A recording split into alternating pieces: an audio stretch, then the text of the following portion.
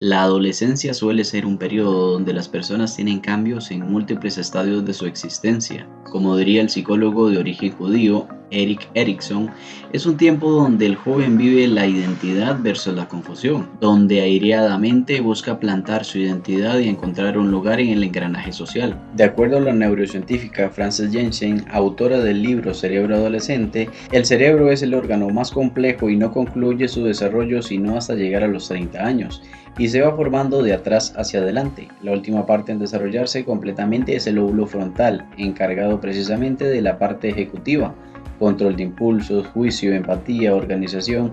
Eso podría explicar parte del por qué algunas conductas y decisiones de los adolescentes. Por esto y múltiples razones más, para muchos puede volverse un trance algo caótico e incluso puede desencadenar una alta resistencia hacia las figuras de mandato y autoridad, cumpliendo, en algunas ocasiones, con los criterios diagnósticos para el trastorno negativista desafiante. De acuerdo con el DSM-5, la característica principal del trastorno negativista desafiante es un patrón frecuente y persistente de enfado, irritabilidad, disfunciones, actitudes desafiantes o vengativas. Para que una persona reciba este diagnóstico, se debe de mantener parte de este mencionado estado en un lapso de 6 meses y cumplir con lo especificado en el Manual Diagnóstico y Estadístico de los Trastornos Mentales. Además, se debe de especificar el tipo que se padece, pues hay 3 clases. El leve, donde las conductas se limitan a un solo entorno, por ejemplo, el joven solo se torna problemático en el hogar. El moderado, los síntomas aparecen en 2 entornos, podrían ser la casa y la escuela. Y el grave, los síntomas aparecen en 3 o más entornos. En cuanto a la prevalencia, según el DSM-5, este trastorno se desarrolla en un parámetro de un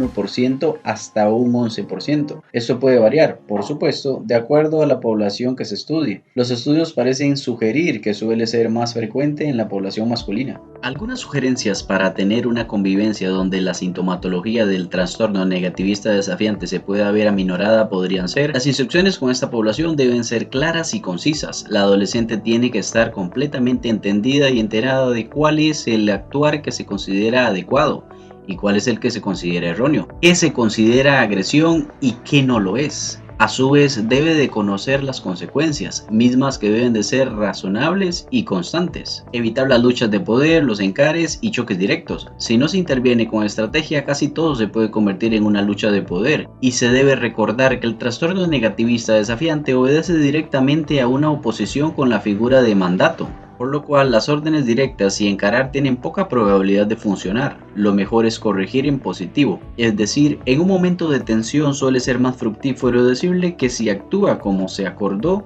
ganará este o aquel premio, a decirle que si actúa mal, perderá este o aquel premio. La primera es un aliento o corrección en positivo, la segunda una corrección en negativo. Por supuesto que una corrección en negativo es más increpadora y encara más. Capacidad y asertividad en las intervenciones.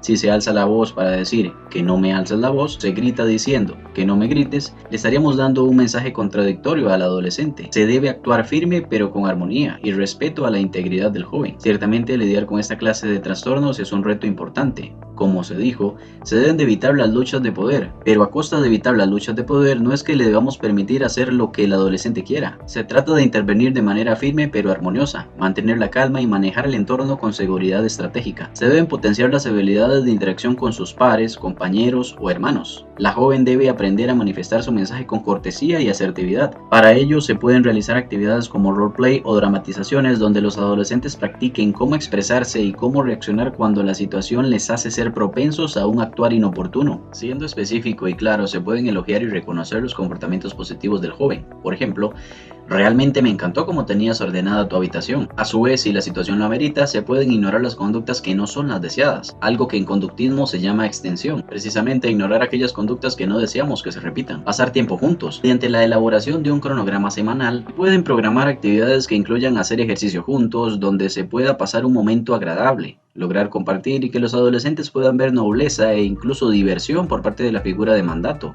Trabajo en conjunto. Todas las personas que viven en el hogar deben de trabajar de manera conjunta para garantizar que se apliquen los procedimientos disciplinarios de forma adecuada y consistente. Se debe de conciliar acuerdos y colaboraciones con los profesores, orientadores, entrenadores y otros adultos que pasan tiempo con los jóvenes. Todos deben de remar en la misma dirección y actuar de manera conjunta. Las sugerencias anteriores están dirigidas a las personas que conviven con ellos. Parte de lo recomendable es que estas conductas tengan una intervención o un proceso terapéutico. El modelo con mayor eficacia demostrada para intervenir en estas problemáticas es el cognitivo-conductual. Algunas recomendaciones para un proceso terapéutico, de acuerdo a la doctora Gabriela Renaud, podrían ser: explore y escriba cómo el paciente percibe las reglas y figuras de autoridad. Se podrán llegar a conclusiones interesantes y se podría realizar una reestructuración cognitiva. Fomente un mayor nivel de confianza con el chico. Escúchelo activamente y oriéntele por medio de la repetición de sus palabras para ayudarlo a incrementar el descubrimiento de pensamientos y sentimientos. Contribuye a restaurar su autoestima.